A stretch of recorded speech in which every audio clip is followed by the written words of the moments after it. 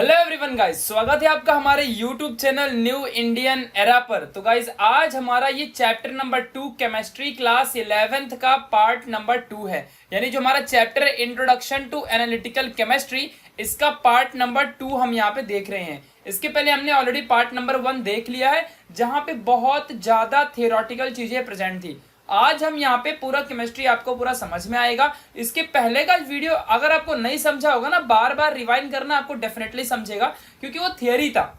और इंपॉर्टेंट चीजें वहां पे ये थी कि जो प्रैक्टिकल के डिवाइसेस थे यार, उसको मुझे थियरी में बताने थे।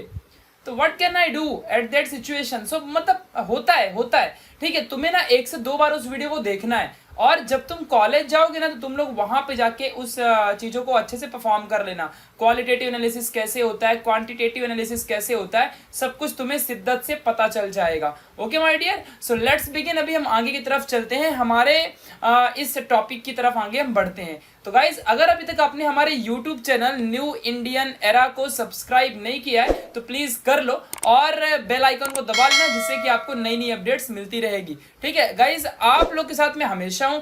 अगर आप चाहो तो मुझे इंस्टाग्राम में भी फॉलो कर सकते हो। सो लेट्स बिगिन गाइज, निकलते हैं आगे की तरफ। तो आज हमें पढ़ना है साइंटिफिक नोटेशन के बारे में। मैंने इसके पहले वाले वीडियो में ऑलरेडी कहा था कि अगर ये पार्ट सबको समझ में आ जाएगा ना तो डेफिनेटली आपका होगा बहुत ज्यादा फायदा, क्योंकि ये पार्ट समझने के बाद आप लोग ऑलरेडी बहुत कुछ समझ जाओगे। ठीक है, और तो और फिजिक्स के केमिस्ट्री के न्यूमेरिकल करने में आसानी होगी। जिस बच्चे ने मेरे से या जिस भी मतलब लोग ने मेरे से 10th में पढ़ा है उसको ये सब कुछ पता होगा, बट जिसने नहीं पढ़ा है उसको थोड़ा सा प्रॉब्लम हो सकती है। ठीक है, सो कोई टेंशन की बात नहीं है। अगर आपका मैथ्स स्ट्रांग है तो आप बहुत आगे कर सकते हो। बिना मैथ्स के फिजिक्स केमिस्ट्री नहीं समझता है, पहले ही कह देता हूँ। Mathematics is most important for physics and chemistry की अंडरस्टैंडिंग करने के लिए। अब हम आगे बढ़ते हैं। साइंटिफिक नोटेशन, मैं आपको सबसे पहले कुछ चीजें सिखाऊंगा, देन आपको अपने आप ये टॉपिक समझ जाएगा। ठीक है, चलिए तो मैं आपको लेके चलता हूं तारों के शहर में तारों के शहर में मतलब अंधेरों के शहर में, आ गया अंधेरा। ठीक है, तो इस अंधेरे के शहर में मैं आपको सबसे पहले लेके आ चुका हूं, और अब मैं आपको यहाँ पे सिखाऊंगा बहुत सारी चीजें जो कि आप सबके लिए बहुत ज्यादा इंपॉर्टेंट है। ठीक है, लेट्स बिगिन। देखो माय डियर, आप एक बात बताना, जब हम किसी एटम के मास को पता करते हैं, या फॉर एग्जाम्पल जैसे कि 1 मोल है, कोई भी चीज 1 मोल है, और हम मालूम करते हैं कि 1 मोल के अंदर कितने सारे मॉलिक्यूल्स प्रेजेंट हैं, तो हम लोग देखते हैं कि 6.1 मोल के अंदर कितने मॉलिक्यूल, हमने चैप्टर नंबर 1 में पढ़ा था कि 6.022 इंटू 10⁻23 इतने मॉलिक्यूल प्रेजेंट होते हैं। आपको पता भी है कि अगर आप इतने मॉलिक्यूल को लिखते बैठोगे ना, कितने सारे जीरो आपको लिखना पड़ेगा। देखो यहाँ पे आपको लिखना पड़ेगा 6022, फिर उसके बाद, अब यार मैं इतने सारे लिखने नहीं वाला, हाँ आपको यहाँ पे उसके बाद 20 जीरो, 1 2 3 4 5, 1 2 3 4 5, 1 2 3 4 5, 1 2 3 4 5, इतने मॉलिक्यूल होते हैं। इतने मॉलिक्यूल होते हैं एक मोल के अंदर। करते बैठो काउंट, ये तो नंबर सिस्टम से फाड़ के बाहर निकल जाएगा, मिलियन ट्रिलियन पता नहीं कितना आएगा। ठीक है, काउंट कर लो, मुझे नहीं करना। ठीक है, समझ रहे मैं क्या कह रहा हूं। तो इतने सारे मॉलिक्यूल्स एक मोल, अगर मैं कह दूं कि मुझे 1 मोल केला दे दो, तो आप इतने सारे आपको केले मिलेंगे, इतने सारे केले। अगर मैं कह दूं कि 1 मोल हमारे पास कोई चीज अवेलेबल है, तो उसके अंदर कितने एटम या फिर आयंस या फिर मॉलिक्यूल्स है, तो इतने सारे होते हैं। तो सोचो, जब हम केमिस्ट्री के अंदर प्रैक्टिकल करते हैं तो इतनी बड़ी बड़ी वैल्यूज, कभी कभी तो बहुत छोटी वैल्यू भी मिलती है। तो इनको यार हम क्या इतना मतलब जब जब मैं 1 मोल बोलूंगा तो मैं इतना सारा लिखते बैठूंगा क्या? इतना टाइम है क्या अपने को? नहीं। तो हम इस चीज को फॉलो करते हैं, इस तरीके से हम लोग लिख देते हैं। इतनी बड़ी वैल्यू को हम 10 के पावर में लिख देते हैं। तो इससे क्या होता है कि कोई प्रॉब्लम नहीं होती और हमारा सब चीजें फायदा हो जाता है। समझ में आ गई मेरी बातें, मैं क्या कह रहा हूँ? आप लोगों को क्लियर हुआ कि नहीं क्लियर हुआ? ओके, मतलब कि देखो अब आपको समझा होगा कि साइंटिफिक नोटेशन आखिर होता क्या है। Listen carefully. फॉर एग्जाम्पल, अगर मेरे पास कोई एक वैल्यू है 423.6784946, ऐसी कोई वैल्यू है, ठीक है, इतनी बड़ी मेरे पास वैल्यू है, तो हम इसको क्या कर सकते हैं? हम देखो यहाँ पे एक काम कर सकते हैं, हम इस डेसिमल को इधर शिफ्ट कर सकते हैं। कभी भी डेसिमल को ना, कभी भी 3 डिजिट के बाद, 2 डिजिट के बाद, 5 डिजिट के बाद डेसिमल नहीं रखने का। पहला रूल है फिजिक्स केमिस्ट्री का, हमेशा अगर करेक्ट आंसर आपको चाहिए तो डेसिमल 1 डिजिट के बाद ही रखने का। कहीं भी डेसिमल अगल बगल रहेगा उसको उठा के लेके आओ 1 डिजिट के बाद। अब सिखाता हूं, कभी भी अगर आपको डेसिमल यहां पे लाना है, किधर पे भी लेके जाना है, अगर आप इस साइड लेके जा रहे हो डेसिमल, इस तरफ डेसिमल लेके जा रहे हो, इस तरफ अगर आप डेसिमल लेके जा रहे हो, तो आप लोग को करना क्या है, कुछ नहीं, बस यहाँ पे लेके जाओ, डेसिमल को रख दो, 7 6 8 9 4 6 इसको लिख डालो, डेसिमल यहाँ पे आ गया, बस बगल में मल्टीप्लाई कर देना 10⁻²।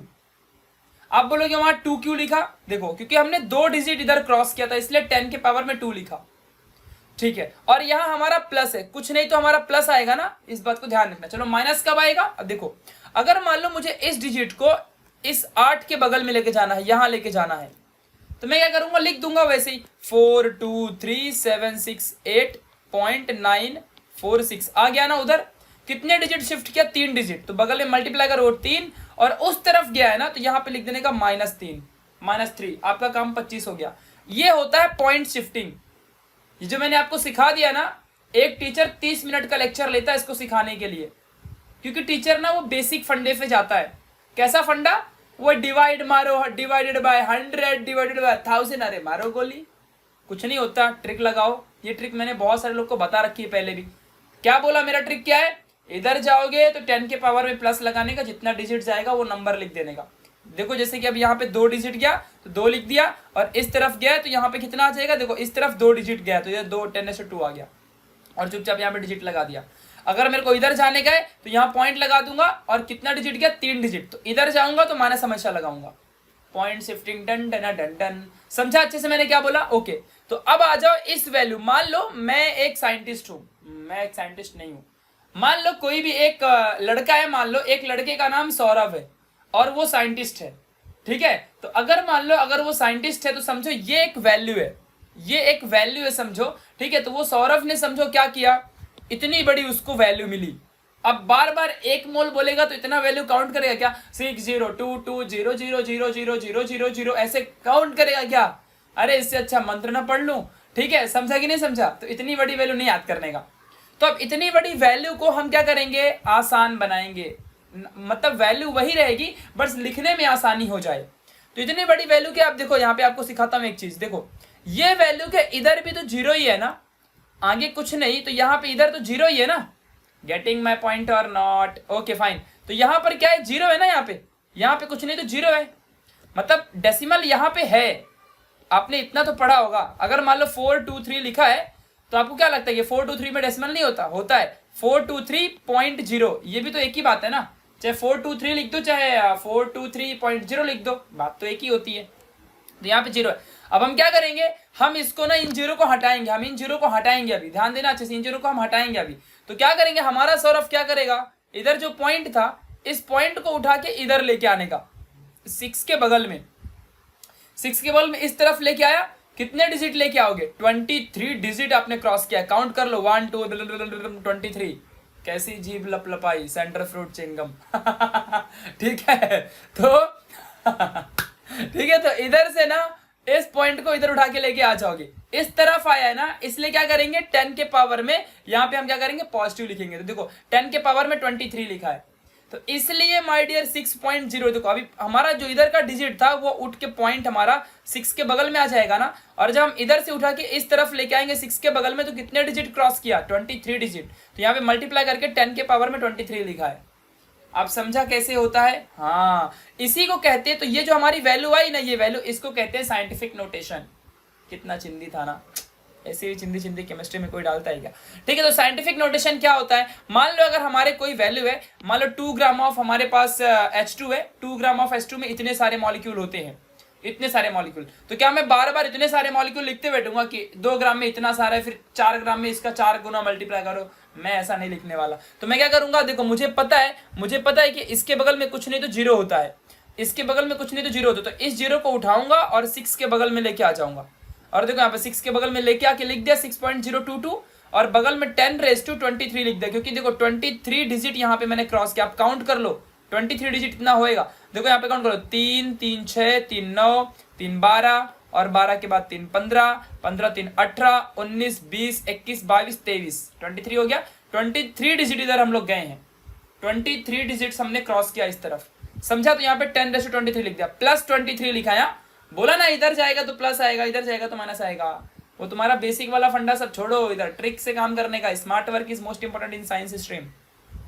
अब आगे बढ़ते हैं हम लोग। यहाँ पे देखो मास ऑफ हाइड्रोजन एटम की बात करते हैं। मास ऑफ हाइड्रोजन एटम, मान लो एक हाइड्रोजन एटम का मास हमारा इतना होता है। अब काउंट कर लो भाई, मास देख रहे हो, वजन, हाइड्रोजन का वजन फूंक दो तो उड़ जाएगा, उसका भी वजन होता है, ठीक है, मतलब कुछ भी यार, हवा हवाई। तो 0.0000166 ग्राम इतना भी कोई मास है क्या यार? इसको लिख के फायदा क्या है? इसको किधर मेजर करेगा? अरे यार मतलब इससे वजनदार तो मैं हूं, ठीक है। 0.0000166 ग्राम है, ठीक है, इतना सारा ग्राम है इधर पे हमारा। तो अब हम इसको क्या हर बार एक हाइड्रोजन एटम का इतना बड़ा, कभी भी मेरे से कोई पूछेगा इतना सारा जीरो मेरे को याद रहेगा क्या भाई? मेरे को तो नहीं याद रहेगा, ठीक है। तुमको तुम्हारा पता नहीं, तुम एक्स्ट्रा ऑर्डिनरी पब्लिक, ठीक है। तो क्या करने का, अभी दिमाग लगाने का, इस पॉइंट को उठा के आगे लेके भगाने का।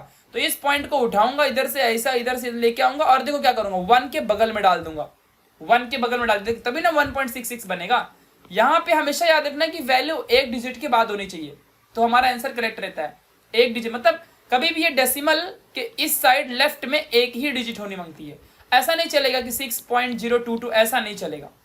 ये डिजिट को इधर लेके आओ, आखिर है वो भी बात वही है, इधर थोड़ा सी पॉइंटिंग इधर हो जाएगी गड़बड़ी, ठीक है। तो कभी भी फिजिक्स और केमिस्ट्री के आंसर में एक डिजिट के बाद ही डेसिमल लगाने का ट्राई करो कि उसको शिफ्ट कर डालो। शिफ्ट कैसे करना है आज आपने सीख लिया बढ़िया तरीके से।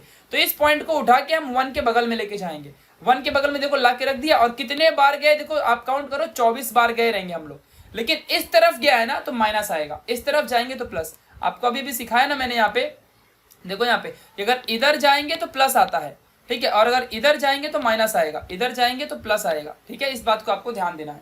तो अगर इधर डिजिट को शिफ्ट किया, पॉइंट को शिफ्ट किया तो प्लस आएगा, और अगर इधर शिफ्ट किया तो हमारा माइनस आएगा। इस बात को ध्यान रखना, ठीक है। चलो अब ये आपको समझ चुका है। तो इसी को कहते हैं साइंटिफिक नोटेशन, इसी चीजों को कहते हैं साइंटिफिक नोटेशन। अब देखो यहाँ पे मान लो एक वैल्यू है आपके पास 1 2 3 5 4 6, तो ये जो पॉइंट है आपको 1 के बगल में लेके जाना है। तो कुछ नहीं, सीधा लिख दो यहाँ पे 1 के बगल में पहले सीधा पॉइंट को लिख देने का, 1 2 3 4 5 6, और कितना डिजिट इस तरफ गया है, 2 डिजिट, तो यहाँ पे 10 के पावर में 2 कर दो, बस खत्म बात। अगर इस साइड जाता, मान लो ये हम लोग 4 के बगल में लेके आते हैं मान लो, तो कुछ नहीं 1 2 3 5 4.6 कर देता, मल्टीप्लाई 10⁻²। वाई? बिकॉज इस डिजिट को इस तरफ लेके गया, और जब इस तरफ जाते हैं तो माइनस लिखते हैं, समझा, और जब इस तरफ जाते हैं तो प्लस लिखते हैं।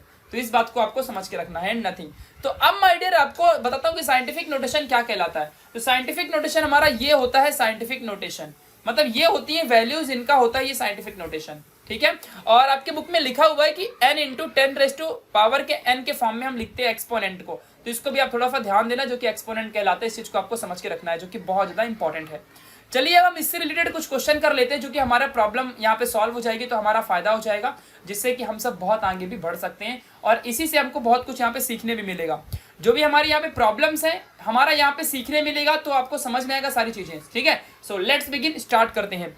प्रॉब्लम 2.1, प्रॉब्लम 2.1 आपको यहाँ पे ध्यान देना अच्छे से। चलिए देखो यहाँ पे, तो पहला प्रॉब्लम है हमारा, for adding 5.55 into 10⁴ and 6.95 into 10⁵, first the exponent is made equal 10। देखो अभी यहाँ पे क्या बोला है, हमको दो चीजों को ऐड करना है। हमको क्या करना है, यहाँ पे दो चीजों को हमें ऐड कर लेना है, इस बात को आपको यहाँ पे ध्यान देना है, ठीक है। अभी देखो, तो यहाँ पे क्या करोगे, for adding 5.55 into 10⁻24 and this one, इन दो वैल्यू को हमें ऐड करना है।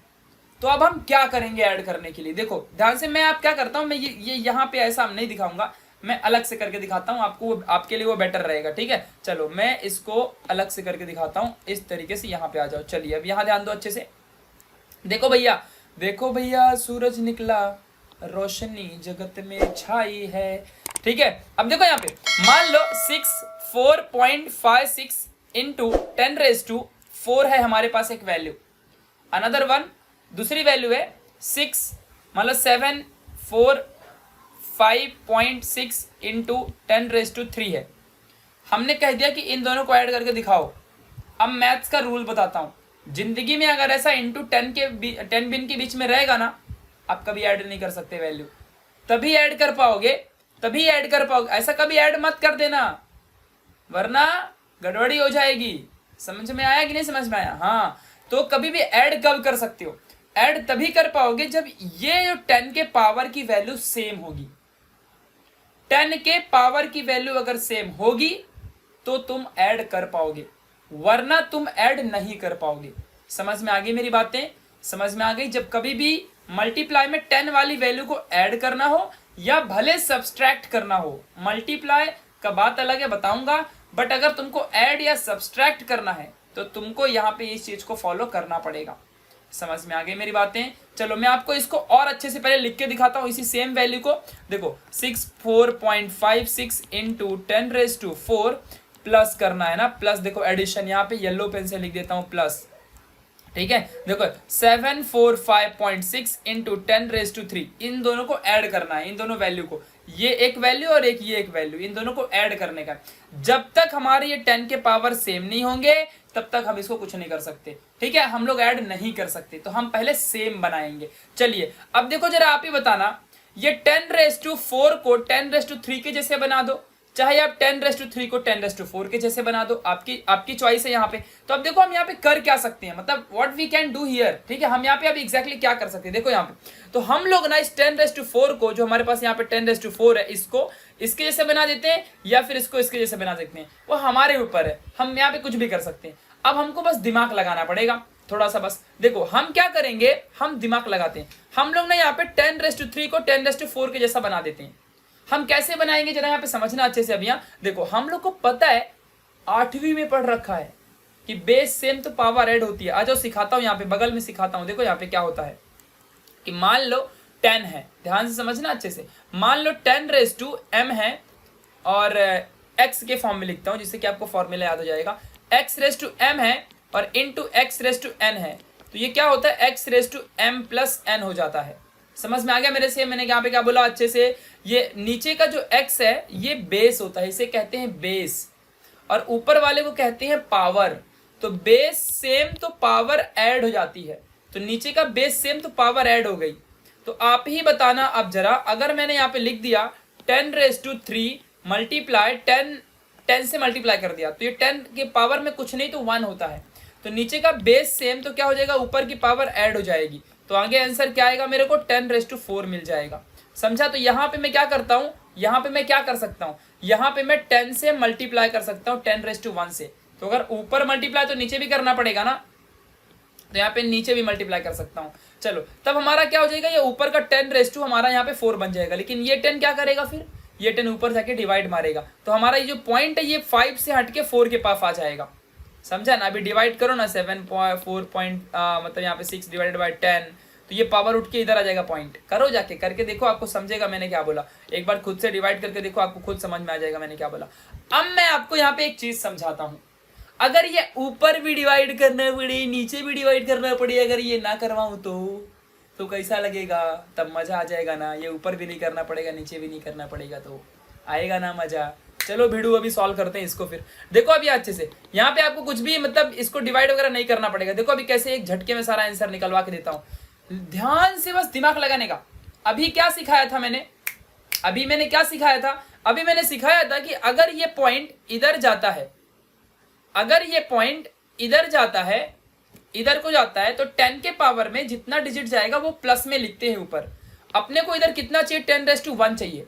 इधर 10⁻1 कब आएगा, जब हमारा ये एक डिजिट इस साइड जाएगा, यानी कि ये एक डिजिट इस साइड जाएगा, तब हमारा यहाँ पे 10 के पावर में 1 आ जाएगा। यानी कि समझा ना अभी मैंने क्या सिखाया था? हाँ, लॉजिक 7 4 यहाँ पे 5 है, देखो यहाँ पे ये पॉइंट हमारा उठ के इधर जाएगा, तो 0.56 और इंटू 10⁻3 तो वैसे ही रहेगा, बगल में 10⁻1 लिखना पड़ेगा। समझा ना? क्यों? क्योंकि इस डिजिट को इस साइड हमने भगाया और इस साइड भगा तो पॉजिटिव आता है। देखो 10⁻1, एक झटके में काम 25 हो गया ना, बोले तो क्या, काम 25। ठीक है, चलो अब इसको सॉल्व करते हैं। देखो अब हमारा 64.56 इंटू 10⁻4 प्लस हो गया ना ये। अब देखो क्या करेंगे, अब देखो ये 10⁻4, ये 10⁻4 कॉमन, मतलब ये तो अभी 10⁻4 बन जाएगा ना, एक बार और लिखना पड़ेगा। 64.56 इंटू 10⁻4 प्लस 74.56 इंटू 10⁻4। समझा? अब देखो यहाँ पे कॉमन लेता हूँ, देखो ये वैल्यू कॉमन जाएगी, तो अंदर क्या बचेगा, 64.56 ये प्लस और 74.56 और ये चला गया कॉमन 10⁻4।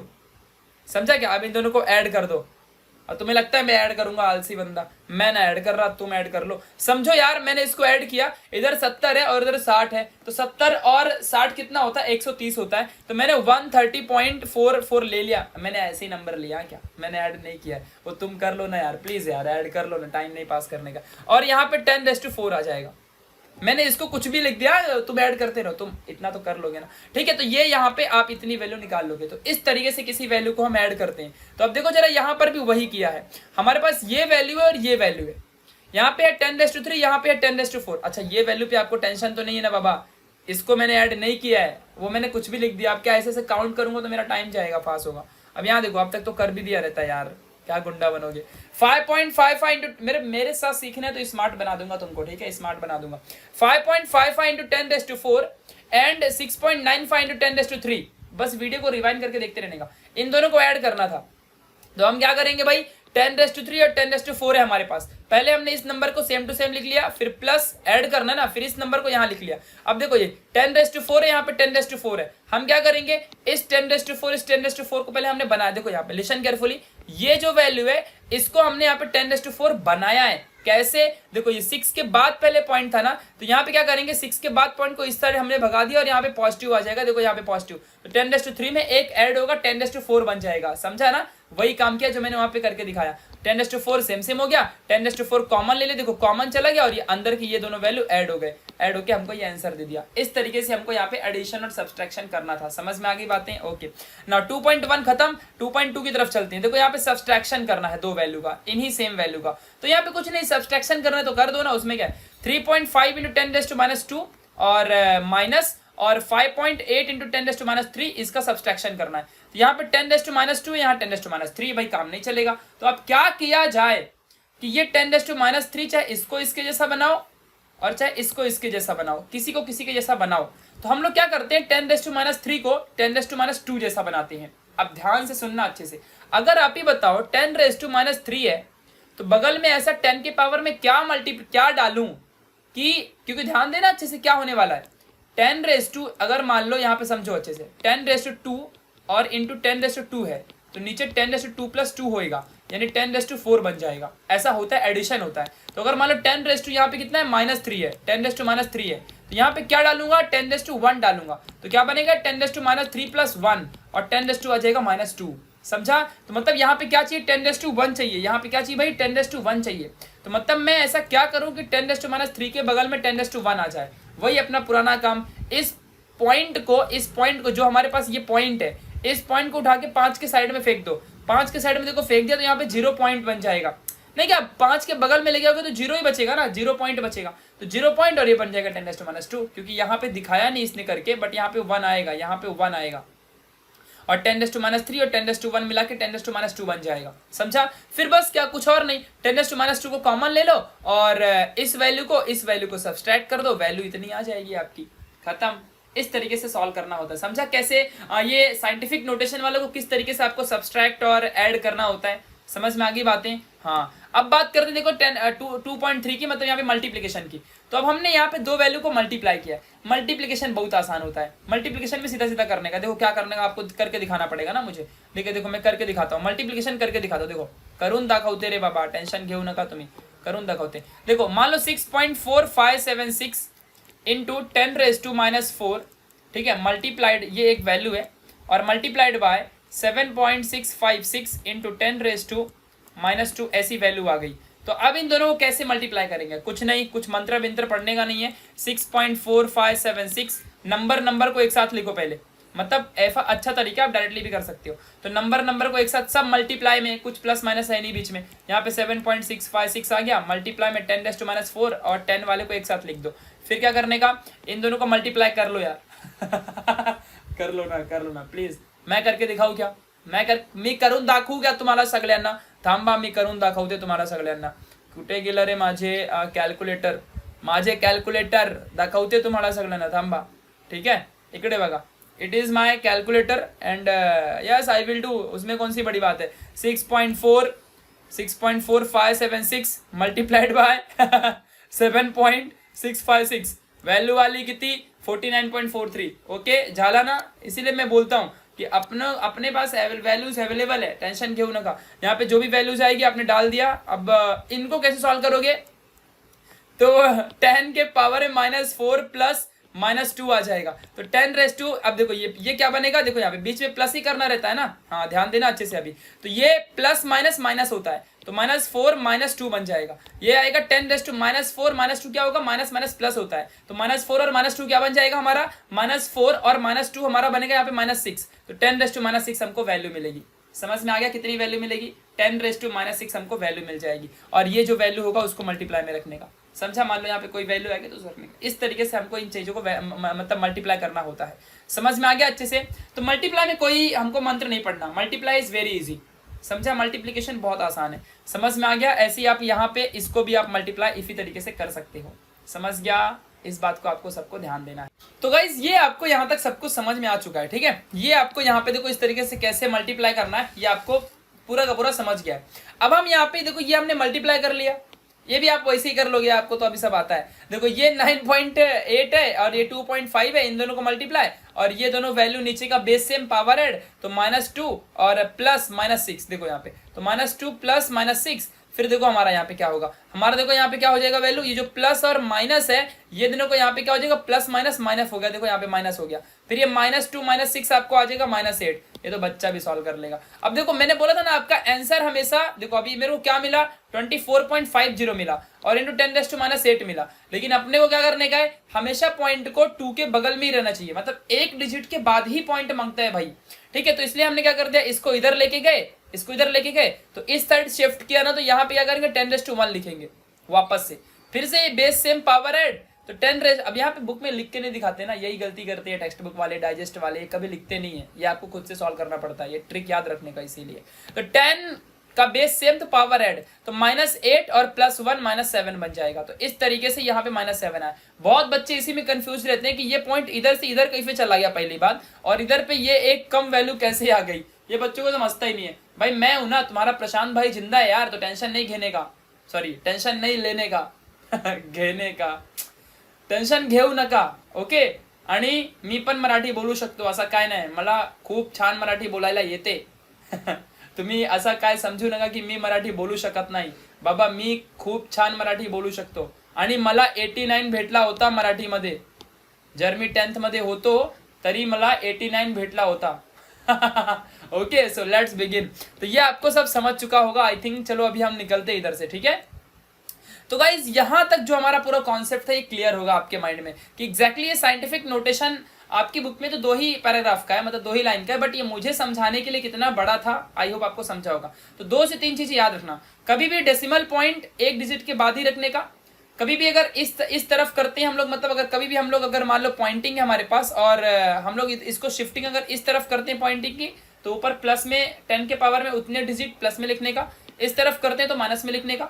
अपने को खुद ही दिमाग लगाना पड़ेगा कि कब कितना इधर डिजिट जाऊंगा तो उधर क्या मल्टीप्लाई करूंगा, सब अपने को खुद दिमाग लगाना पड़ता है, वो हम कर लेंगे, बहुत आसान है, उसमें कोई बड़ी बात नहीं है, बहुत ही आसान है वो, ठीक है। तो ये सब कुछ बहुत ही आसान होता है और बस आपको ध्यान रखना है। और हाँ तीसरा इंपॉर्टेंट है, बेस सेम तो पावर ऐड होता है। तो ये सब कुछ हमने यहाँ पे सीख लिया है, बस आपको अब क्या करना है, इस वीडियो को यहाँ तक बार बार रिवाइज करना है, क्योंकि ये पूरे मैथ्स, पूरा फिजिक्स और पूरे केमिस्ट्री के एक न्यूमेरिकल 11वीं 12वीं तक आपको काम आएगा। ये आपके सिलेबस में इतना भी नहीं दिया है, और मैंने एक्स्ट्रा आपको पॉइंट्स जो बता के रखे, इसको आपको ध्यान देना पड़ेगा, हर न्यूमेरिकल में आपको काम आएगा यार, मेरी बात मान लो। इट्स रिक्वेस्ट कि आपको उतना पढ़ना ही पड़ेगा, वरना आप एक भी न्यूमेरिकल सॉल्व नहीं कर पाओगे। ये जो डिजिट की शिफ्टिंग है ना, पॉइंट को इधर भगाना उधर भगाना, तो 10 के पावर में क्या लिखोगे। तो बहुत सारे टीचर क्या करते हैं, वो जो मैंने करके दिखाया था ना, 10 से मल्टीप्लाई करो, 10 से डिवाइड करो, वो दुनिया में इतना सारा करते रहोगे क्या 12वीं 11वीं क्लास में आने के बाद भी। वो तो बच्चे में 8वीं का बच्चा करता है 100 से मल्टीप्लाई एंड डिवाइड। हमको सीधा पॉइंट चाहिए, पॉइंट इधर किया 10 के पावर, हमको 100 100 से नहीं खेलना, हमको 10 की पावर से खेलना है, समझा ना, ध्यान रखने का अच्छे से। चलो तो ये सब हो गया है, अब हम बढ़ेंगे प्रिसीजन एंड एक्यूरेसी की तरफ। Exactly precision and accuracy exactly काम कैसे करते हैं और ये होता क्या है, तो इन सब के बारे में अभी गाइज हम लोग यहाँ पे बहुत ही डिटेल में बहुत कुछ जानेंगे, जो कि आप सबके लिए बहुत ज्यादा इंपॉर्टेंट होगा, ठीक है। सो गाइज आई होप कि अब मुझे ऐसा लगता है कि 30 मिनट की वीडियोस हो चुकी है, सो अब मुझे यहाँ पे स्टॉप कर देना चाहिए। ये प्रिसीजन एक्यूरेसी है, टॉपिक छोटा ही है बट मुझे समझाने में 20 मिनट्स और जाएंगे, तो मैं नहीं चाहता कि 50 मिनट का वीडियो बन जाए। तो मैं नेक्स्ट वीडियो में 20 मिनट का इसका अलग से बना दूंगा फिर, तो कोई टेंशन की बात नहीं होगी, तो आप आराम से देखते रहना। ठीक है, तो मिलेंगे फिर नेक्स्ट वाली वीडियो में, तब तक के लिए bye bye. Bye to all of you, take care, अच्छे से रहना, बाय बाय।